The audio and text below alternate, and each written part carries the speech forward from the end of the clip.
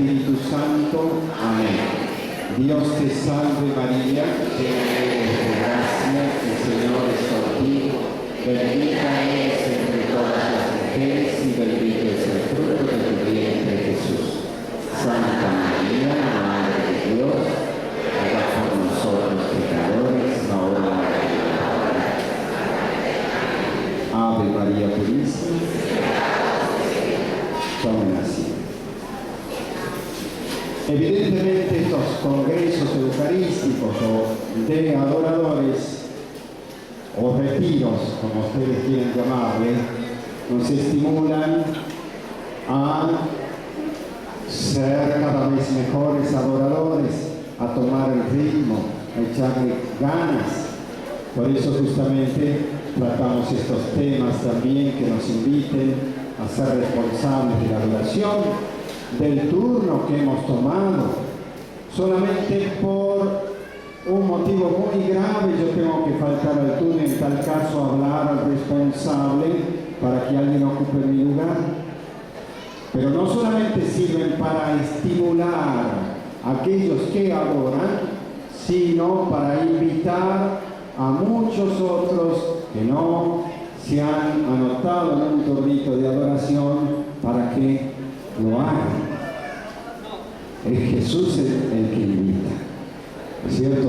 Podemos decir aquello mismo que el Señor les decía: ustedes también me quieren dejar, ¿por qué no me acompañan ahorita? Con esa ahorita, que no es en beneficio de Jesús, también lo es un beneficio tuyo, de tu familia, de las almas del purgatorio, de tantos pecadores que se convierten, de tantos enfermos que se sanan y se empiezan a recuperar, milagros de conversión. Todo esto, todo este bien se sigue de tu hora de adoración al Santísimo. Vamos a tratar ahora el tema de la adoración y la vida espiritual. Está previsto así. La Eucaristía es como subir a la montaña y quedarse allí con ese eterno sol que nos ilumina. Quedarse bajo ese cobijo y el amparo, nada menos y nada más que de tu Creador, el que te conoce y el que ha entregado toda su vida por ti. Por eso la Iglesia le llama a la Eucaristía fuente y cima de la vida cristiana. Fuente, si Jesús es como un manantial de vida de gracia. Él es fuente de vida. Él es la vida por antonomasia. Es fuente de vida para ti. De la vida natural y de la vida sobrenatural. Fuente de toda vida. Y es cima a la vez, es decir, cumbre. Por eso decía que es como subir a la montaña para estarse con tu Dios. Los demás sacramentos de alguna forma dependen del sacramento de la Eucaristía. Por eso el primero y principal de los sacramentos, en cuanto no primero cronológicamente, ¿cuál es el sacramento que debemos recibir antes de recibir la Eucaristía? El primero de todos, el bautismo. Por eso estoy hablando no cronológicamente, pero el primero y principal es la Eucaristía. ¿Por qué? Porque los otros contienen una gracia que dar, más la Eucaristía es el mismo Cristo, manantial de toda vida sacramental y de toda vida espiritual. La Eucaristía significa realizar la comunión de vida con Dios y la unidad del pueblo de Dios. El sacramento de la Eucaristía, para aquellos que quieran comprar un libro mal escrito que escribí hace mucho tiempo, y no tanto, Misterio de Amor y de Belleza, ahí trato un poquito extendido cómo la Eucaristía es sacramento de unidad eclesial, de comunión con Dios y de comunión con el pueblo de Dios. Ahí nos amalgamamos unos a otros, ahí nos conformamos como pueblo de Dios.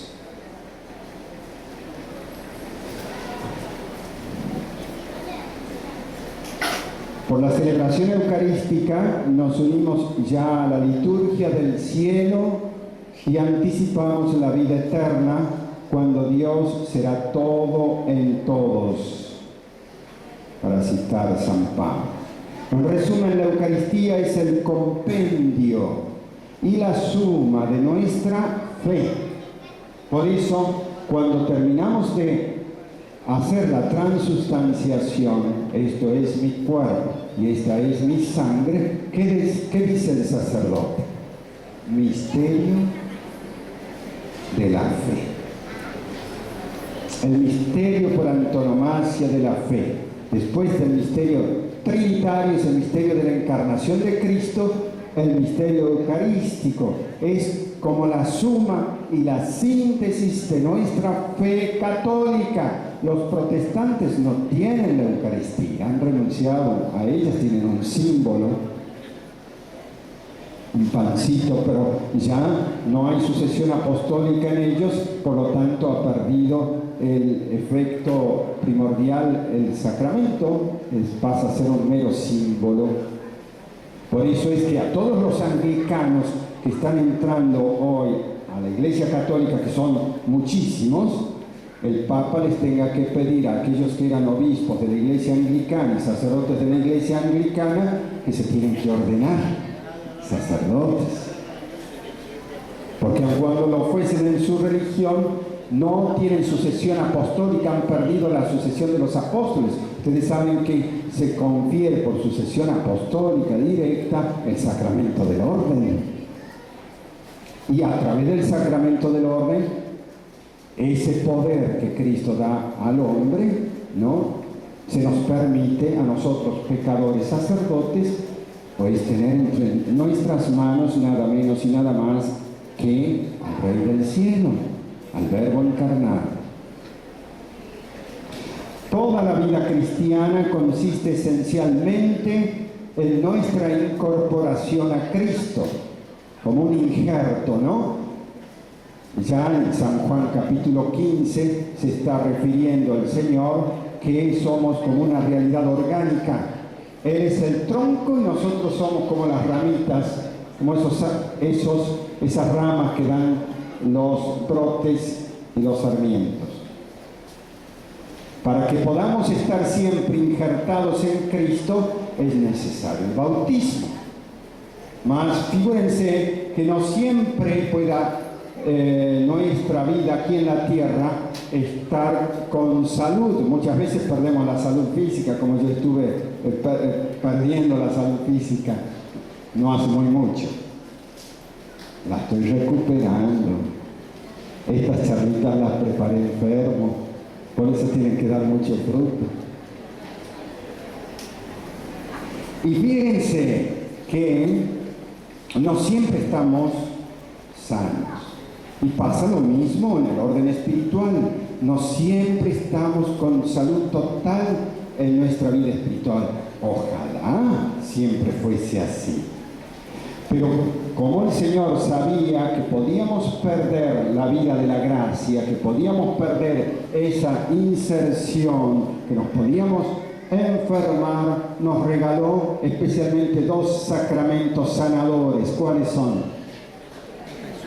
La penitencia, o sacramento de la confesión, que según San Jerónimo y también Tertuliano les gustaban llamar segunda tabla de salvación. Miren, en el medio del naufragio, cuando nos caemos al agua y parece que nos hundimos, el Señor nos echa una tablita y podemos subir de nuevo a la barca. El sacramento de la confesión. Si hay muchos que están en mal estado, pues está el sacramento de la confesión para estar insertados en Cristo. Y el sacramento de la unción, que se da a aquellos que están malitos en algún momento para sanar el alma y dar las fuerzas necesarias para luchar contra la enfermedad. Pero todos los sacramentos miran a Cristo. Fíjense, el bautismo, para que el día de mañana podamos recibir la comunión. La confirmación, que nos hace como, nos militariza en Cristo, podríamos decir, nos hace soldados de Cristo, nos da un carácter de alguna manera para testimoniar a Cristo en el mundo contra todos los enemigos exteriores. También culmina para dar testimonio de Cristo y esta Eucaristía. La confesión, cuando yo me confieso también está mirando al sacramento de la Eucaristía, porque me confieso para recibir la Eucaristía. El orden sagrado que yo tengo es también en orden a la Eucaristía, para que el pueblo de Dios tenga este pan de vida y yo también lo pueda comulgar. El matrimonio es representación de alguna manera de esa entrega maravillosa que hizo Cristo por su iglesia en el tálamo de la cruz. Entonces, en el matrimonio también está figurada la entrega sacrificial de Cristo, es decir, el amor eucarístico, porque allí está el amor de Cristo. Y el viático, que es lo último que se le da al peregrino a la tierra cuando hemos recibido la unción de los enfermos, es Jesús que me acompaña para volar con alas grandes hasta la casa del Padre. Todos los sacramentos miran a la Eucaristía como sol. Por eso dicen, fuente y culmen de toda la vida sacramental de la Iglesia, fuente y culmen de toda la vida espiritual de la Iglesia. Si yo de repente como sacerdote me pusiera a nuclear en Campeche a un grupo de gente que lea la Biblia, con todo respeto a la Sagrada Escritura, pero no indujese a que se confiesen y reciban la Eucaristía, quedaría a mitad de camino. La palabra de Dios me tiene que llevar a conocer a Cristo para inducirme en definitiva a adorar a Cristo, fuente y culmen de la vida cristiana.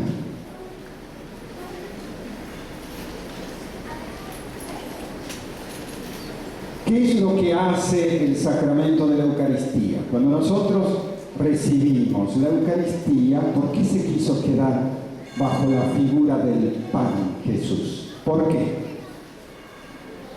Piensen un poquito. ¿Qué hace el pan? Alimenta. Acá, bueno, en Campeche tenemos tortillas todos los días, ¿no? Pero en otros lugares es el pan cotidiano, ¿no? Acá es la tortilla cotidiana. Pero en otros lugares es el pan cotidiano. El pan cotidiano sirve para incrementar las fuerzas perdidas, porque todos los días nos desgastamos en los quehaceres diarios y recuperamos las fuerzas con el pan. ¿Por qué Jesús quiso quedarse como pan? Para ser alimento de tu alma cristiana. Para que cuando estés desfallecido en el camino, cuando tus fuerzas se debiliten, cuando sientas desánimo, cuando tus pasos de peregrino están lentos o débiles, debes acercarte a la Eucaristía y allí recuperarás la vida, te reformarás, te llenarás de Dios y escucha bien, engordarás de Dios, te harás similar a Dios. La Eucaristía nos hace semejantes a Cristo y por Cristo al Padre. No puede haber otra cosa más perfecta que este don de amor que nos entregó el Señor para ser alimento nuestro como peregrinos, así como el maná les cayó a los judíos en el desierto y sin el maná no hubiesen podido llegar a Jerusalén, así sin el pan de vida, sin el maná no pueden llegar los hombres a su destino final. No lo digo yo, lo dice Jesús capítulo 6 de San Juan, si quiere corroborar. Aquel que me come tendrá la vida eterna. El que no me come, pues me encuentro en un guayo cuando no como a Jesús. Debo preocuparme. Hay muchas personas que por su condición no pueden recibir la Eucaristía, pero pueden hacer comunión espiritual. No pueden porque, bueno, están juntados se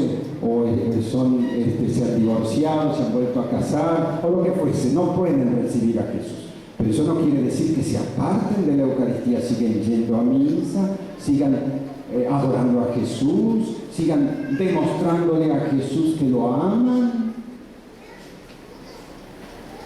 Eso, porque Jesús ve el corazón, no ve las apariencias, ve tu corazón, y si lo amas, Él lo está viendo.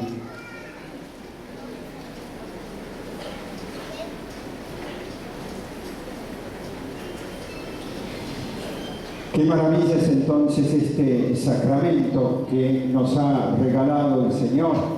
Ella nutre principalmente la caridad. ¿Por qué? Va a nutrir, cuando yo me alimento de la vida divina a través de la comunión, se me acrecienta la vida de gracia, la gracia santificante.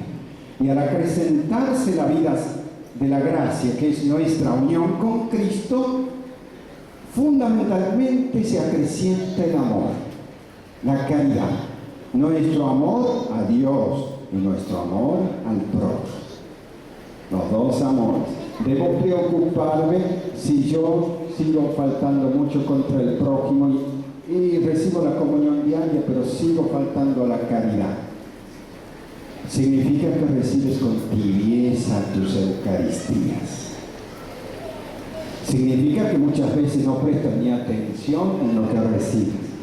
Porque si nosotros recibiésemos con atención realmente al verbo de vida, nos tendríamos que unir más a Él, más en el amor se afinaría nuestra tarea de amadores a Dios y también se afinaría nuestro amor hasta la delicadeza con el prójimo. Escuchen las doñas que por ahí tienen mal genio.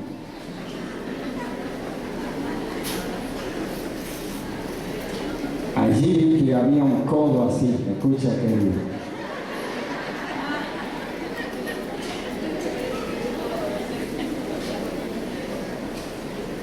Si recibimos la Eucaristía tenemos que alimentarnos, nos alimentamos del amor verdadero y entonces se va a acrecentar, se debe acrecentar. Tú realmente recibes a Dios, te haces parecido a Él, por lo tanto perdonador, por lo tanto enriquecido con su presencia.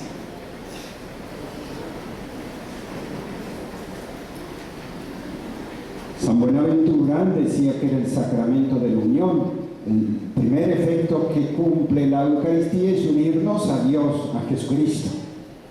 Y el segundo efecto, decíamos, es producir la unión entre los hermanos, entre el cuerpo místico de Cristo. Por lo tanto, todo aquello que hace un pan en la mesa familiar, que es nutrir, agradar, reparar las fuerzas, deleitarnos, lo cumple la Eucaristía como pan de vida en el orden espiritual, no como pan material. En el orden espiritual nos nutrimos de Dios, se nos hace agradable la vida cuando estamos con Él, repara a Él nuestras fuerzas espirituales desgastadas por muchos motivos, y es de sumo deleite, porque vaya que endulce el alma nuestro Jesús. La eficacia santificadora de la Eucaristía es única. Podríamos, para crecer espiritualmente, hacer muchas obras de piedad, de misericordia, y todas ellas son importantes, mas ninguna es tan importante como estar recibiendo la Eucaristía. Todas las otras obras de Dios nacen de la Eucaristía. ¿Debo hacer obras de misericordia? Claro que sí, pero deben nacer de aquí, con el fuego del amor eucarístico. Entonces, cuando yo voy a adorar a Jesucristo, que lo puedo adorar especialmente cuando se está celebrando la misa, de hecho la Santa Misa, uno de los grandes efectos que tiene es el efecto de adoración al Padre, ya lo hemos dicho, ¿no? Lo vamos a ver un poquito dentro de este mismo cuadro. Adoramos a Jesucristo en la Santa Misa, pero también fuera cuando estamos adorando el sacramento. Lo adoramos cuando se está resolviendo, desarrollando el sacrificio de Cristo en la misa. Lo estamos adorando cuando está presente en el Santísimo Sacramento del altar. Y allí, donde está Jesús, también está el Padre y también está el Hijo. Por eso, cuando tú recibes a Jesucristo en Eucaristía, también comulgas de alguna manera al Espíritu Santo y también te haces hijo en el Hijo de este Padre bueno que es tu papá. Podemos exclamar con la Eucaristía en el Espíritu, Abba, es decir, papito.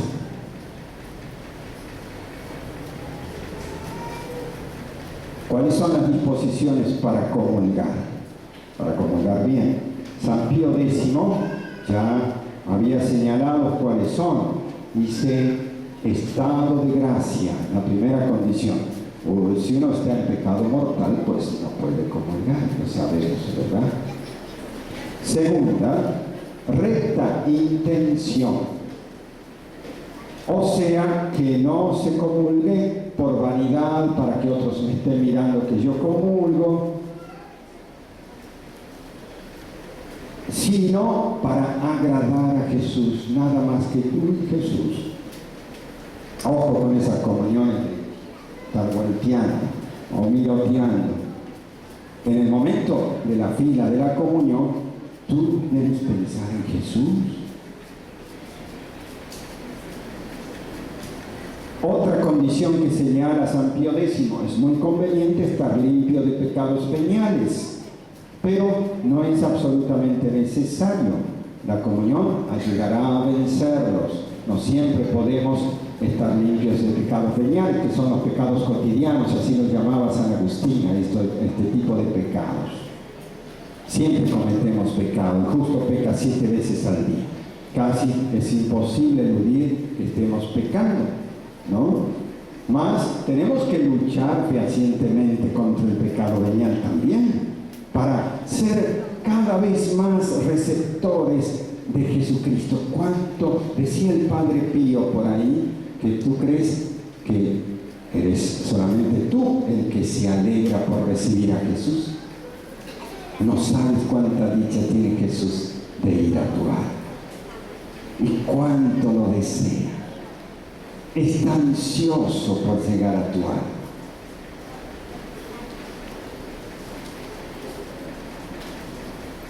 Vaya que nos ama. La cuarta condición, se recomienda la diligente preparación y la acción de gracias. Muchos cristianos van a la Santa Misa, parece que hicieron el pacto de fidelidad mutua de llegar siempre tarde. Se entiende que el día domingo es día de descanso, pero si ustedes estuviesen con alguien importante, el gobernador, presidente, lo que fuese, un turno a tal hora, bien que estarían media horita, sobre todo si es por pedir dinero.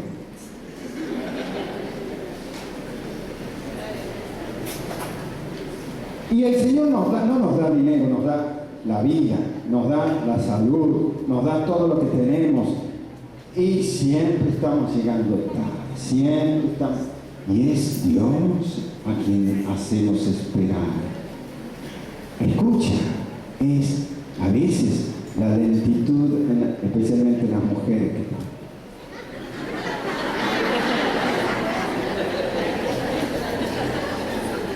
es Dios, ¿qué hacemos? Esperar.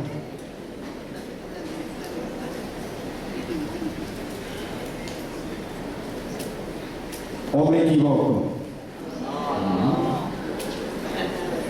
Otro dato que dice San Pío X: debe procederse con el consejo del confesor a la comunión cotidiana. La acción de gracias será un tema a tratar enseguida. Después de la comunión, un poquito de acción de gracias. Debe procederse con el consejo del confesor. Si el confesor te dice, ¿por qué no comulgas diariamente? Sería bueno, ¿no? Es porque Jesús te está incitando a que lo recibas diariamente. Algunos, la obligación es una vez a la semana, diríamos, el cumplimiento de la Santa Misa, ni siquiera comulgar, aun cuando, si estamos en el banquete del Señor y tú no comulgas y Él te está invitando al banquete, ¿qué haces allí sentado solo mirando? Pues prepárate para recibir bien a Jesús. Figúrate que si alguien te invita a cenar o al desayuno y tú estás ahí, ¿estás rico? Y tú no pruebas. Jesús te invita a que lo pruebes. Pero claro, tienes que ir con mucho hambre de Dios. Debemos entonces rechazar todo apego al pecado venial, no solo al mortal. Nuestra vida es de lucha, lo sabemos, claro que sí. Para todos, ¿ustedes creen que los padrecitos se salvan? Para todos es de lucha. Rechazar el pecado, que es el único drama de nuestra existencia, porque es lo único que nos aleja de la Eucaristía. Fíjense.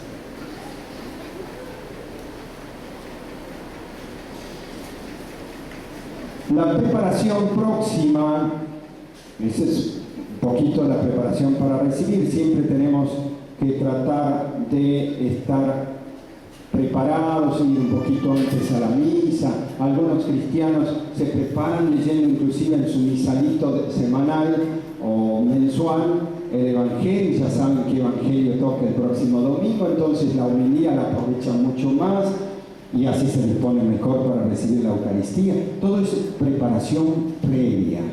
Pero la preparación próxima debe ser hecha sobre todo con estas disposiciones: fe viva, fe en Cristo. Es indispensable para recibir a Jesús. Estamos hablando del misterio central de nuestra fe. La Eucaristía es por antonomasia ese misterio central, porque en ella nada de Cristo percibe la razón natural de los sentidos. Santo Tomás recuerda que en la cruz se ocultó solamente la divinidad, pero en el altar desaparece aún la humanidad, doblemente anonadado por ti. En la encarnación ocultó su divinidad. En la Eucaristía aún oculta su humanidad, doblemente hecho pequeñito, anonadado por ti.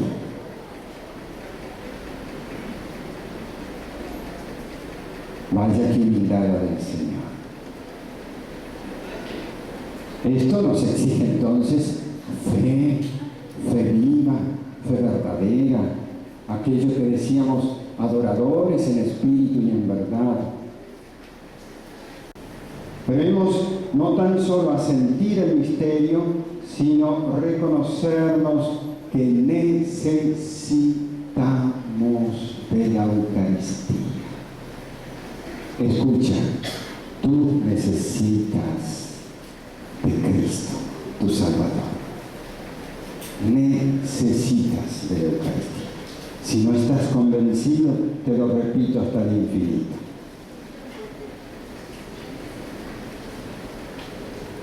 Necesitamos de Él. Hemos de considerar en nuestras almas la lepra del pecado. Con la misma fe viva del leproso del Evangelio debemos decir: Señor, si tú quieres puedes limpiar. O como el ciego de Jericó: Señor, haz que vea. O como aquel que le pedía, sí creo, Señor, pero aumenta mi fe. Fe viva en el misterio eucarístico, humildad profunda. Dios desplaza a los soberbios, ¿no? Dice. Entonces, ¿a quién da las gracias el Señor? Aquellos que son como la tierra, aquellos que se hacen como el humus, dispuestos a recibir de Él, no solo su palabra, sino esta semilla eucarística. La Santísima Virgen nos enseña, porque ella es el modelo, por cierto, de humildad. He aquí la esclava del Señor. Nosotros no debemos olvidar que nunca seremos dignos suficientemente de recibir la Eucaristía, porque tú y yo éramos condenados al infierno. Somos expresidiarios de Satanás. Bien que conocemos a Satanás. ¿Cuándo?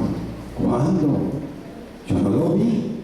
Sí, eras presidiario de Satanás en los momentos del pecado mortal.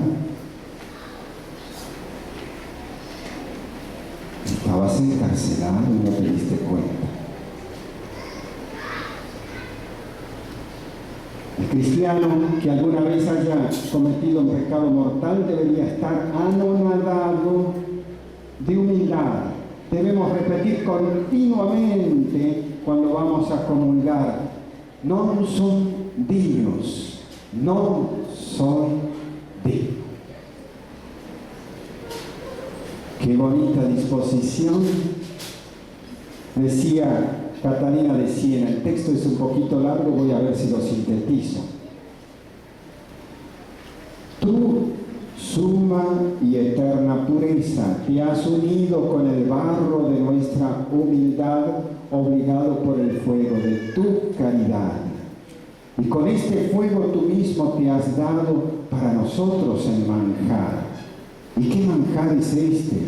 Manjar de ángeles, suma y eterna pureza, y por esto exiges y quieres tanta pureza en el alma que te recibe en este dulcísimo sacramento, que si fuese posible que la naturaleza angélica se purificase, no tiene ciertamente esta necesidad, debería purificarse para acercarse a tan gran misterio. ¿Y cómo se purifica el alma? En el fuego de tu caridad y lavando su cara en la sangre de tu unigénito Hijo. Oh miserable alma mía, ¿cómo te acercas a tan gran misterio sin esta purificación? ¿Qué haré pues? Me despojaré de mi fétulo vestido y con la luz de la santísima fe me miraré en ti y me vestiré de tu eterna voluntad. Con esta luz conoceré que tu Trinidad eterna eres para nosotros mesa, comida y servidor. Sigue el texto, pero no quiero cansarles. Qué maravilla entonces que el rey se haga alimento para el siervo, para su servidor. Por eso el Padre Pío decía: en tus diarias infidelidades, humíllate, humíllate, humíllate siempre, especialmente en torno a la Eucaristía. Cuando el Señor te vea humillado hasta el suelo, te tenderá su mano, Él mismo pensará en atraerte hacia Él. ¿Qué otra condición debemos tener en este misterio eucarístico? Confianza ilimitada. Es preciso que el recuerdo de nuestros pecados nos lleve a la humildad, claro que sí, pero no nos tiene que alejar de Jesús. Porque hay muchas personas que dicen: bueno, yo estoy en pecado y ya se van a caer los santos y yo voy al templo. Con mayor razón, Jesús vino para los pecadores. Ojo con estar usando esas frases que se te pueden hacer lugar común en tu vida, pero en el fondo es un engaño del enemigo para tenerte lejos de Cristo.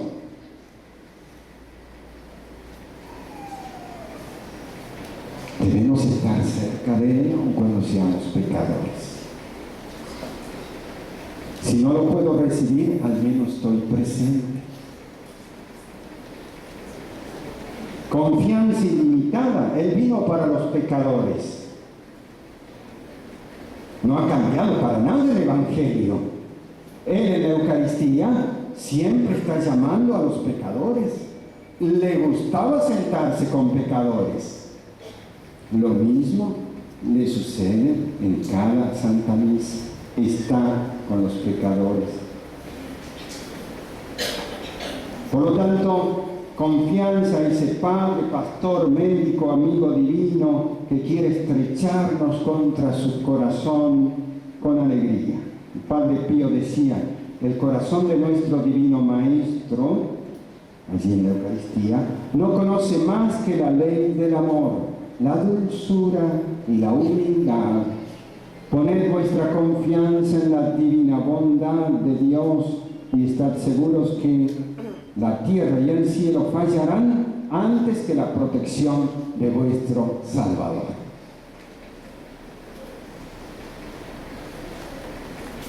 Tenemos que tener también esta condición, hambre y sed de comulgar, o hambre de Dios, ¿no? Nosotros muchas veces pensamos, cuando estamos pensando en los panuchos, se nos hace agüita la boca, ¿no? Y empieza a incentivarse un hambrecito en nuestro estómago, proverbial, ¿no? Bueno, tenemos que tener un hambre de Dios. No es un hambre parecido al material, es un hambre espiritual. Necesito de ti, Jesús. Digámoselo muchas veces al día. Hambre de Él. Eso nos dispone evidentemente a recibir. Santa Catalina, Santa Teresa de Jesús, Santa Micaela del Santísimo Sacramento y otras muchas santas tenían un hambre y sed de comulgar, devoradores, que se hubieran expuesto a los mayores sufrimientos y peligros a trueque de no perder un solo día de comulgar.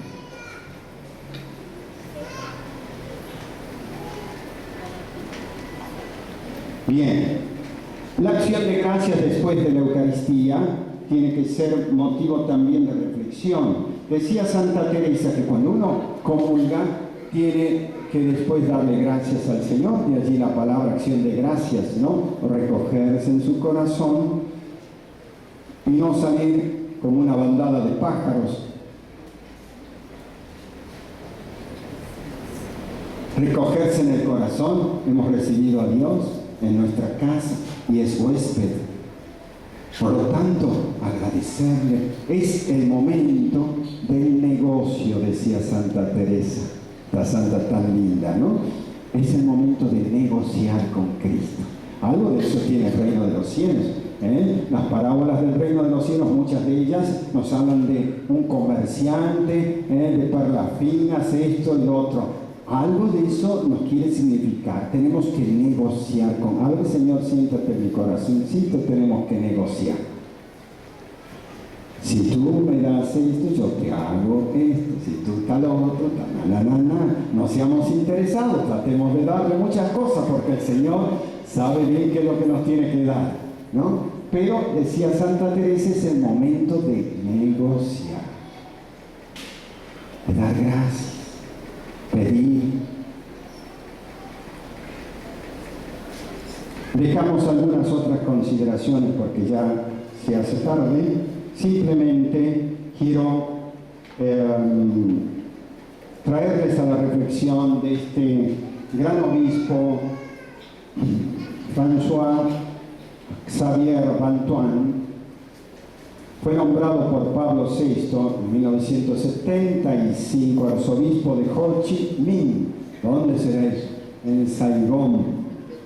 Para el gobierno, pero el gobierno comunista definió su nombramiento como un complot y 3 meses después lo encarceló. Tuvo 13 años de trabajo forzados el obispo de Saigón. Un ejemplo de vida. Al principio, dice, él se angustiaba enormemente porque pensaba continuamente en sus fieles, qué serán de los catequistas, y ahora sin su obispo. Sí. Y de a poquito se ve que una voz interior se hizo fuerte en su corazón. ¿Y qué le decía esa voz en su corazón? Solo Dios basta, lo de Santa Teresa. ¿Por qué te atormentas así? Tienes que distinguir entre Dios y las obras de Dios. Escuchen, adoradores. Muchas veces la tentación es dedicarnos a las obras de Dios. En la Eucaristía estamos en la cumbre de toda obra espiritual. Ya se los dije, pero se lo vuelvo a repetir por si no he sido suficientemente explícito. Estás optando por Dios, no por las obras de Dios. Tienes que distinguir entre Dios y las obras de Dios. Todo aquello que has hecho y querrías continuar haciendo, como buenas visitas pastorales, formación de seminaristas, religiosos, religiosas, laicos, jóvenes, construcción de escuelas, misiones para la evangelización de los no cristianos, etc. Todo esto es una obra excelente, pero son obras de Dios, no son Dios. Si Dios quiere que tú dejes todas estas obras poniéndote en sus manos, hazlo inmediatamente y ten confianza en Él. Él confiará tus obras a otros que son mucho más capaces que tú. Tú has escogido a Dios y no sus obras. El adorador ha escogido a Dios. Muchas tentaciones pueden tener para dejar a Jesucristo. Tú escoges nuevamente a tu Dios. No es que lo otro sea malo, no, nada es malo. Pero has escogido ser adorador. Dios te ha llamado. Renueva esta decisión frente a las situaciones difíciles. Palabras de Bantuán, no mías. Y nunca más me faltó la paz. Escoger a Dios y no las obras de Dios. Este es el fundamento de la vida cristiana en todo tiempo. Es un obispo el que está hablando, Bantuán. El gran problema de hoy, ¿cuál es? Escoger a Dios y no las obras de Dios. Sería al revés. Cogemos las obras de Dios y no a Dios. El camino para que se realicen los designios del Padre en nosotros, en la Iglesia, en la humanidad de nuestro tiempo, es escoger a Dios. Es posible que quienes optan por Dios tengan que pasar por tribulaciones, pero aceptan perder los bienes con alegría, pues saben que poseen bienes mejores que nadie les podrá quitar. ¿Saben qué hizo el obispo Bantuán? Se hizo traer vino en una botellita de jarabe. No se dieron cuenta, ¿no? Pasaba como remedio. Y celebraba la Santa Misa con una gotita de vino y con un pedacito de pan. Luego dejaba la Eucaristía para ser adorada en el muro de la cárcel e invitaba a los adoradores a hacer adoración y a hacer turno en la cárcel. Y la cárcel de repente se vio transformada en una iglesia, con una miguita de presencia de Cristo, ¿no? Un chiste, dice, ¿no? Un chisito, ¿cómo le dicen acá? Es un chisito de la presencia de Jesús. Todo Jesús se ocupó de todos. Y también el obispo Bantuán, que en paz descanse, porque yo creo que realmente estará en la casa del Padre. Hasta aquí. Creo que tenemos, si ustedes quieren, 5 minutos, y aunque sean algunas temitas, porque no los quiero dejar sin adoración, vinieron a adorar también, pero no me gustaría irme sin la cuarta charla, aunque sea muy breve. Es larga, pero yo la voy a hacer breve. Pensamientos de algunos santos sobre la Eucaristía. ¿Quieren descansar unos 5 minutitos? Sí, un ratito. 5 minutos nomás, ¿eh?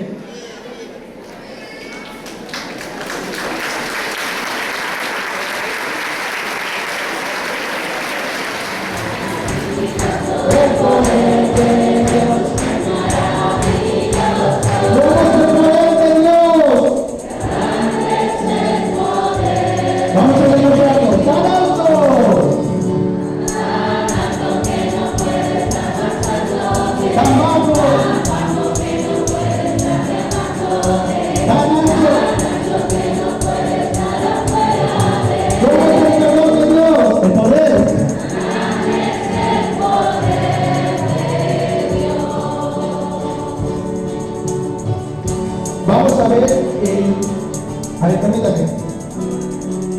Ya, me están diciendo que ya. Bueno, con esta canción tan sencilla que parece y que siempre lo entonamos, así es el amor de Dios, así es el perdón de Dios y así es el poder de Dios. No lo olvidemos, y siempre que lo cantemos como adoradores, debemos de decirlo con mucha fe, creyéndolo en nuestro corazón. Amén. Amén. Amén.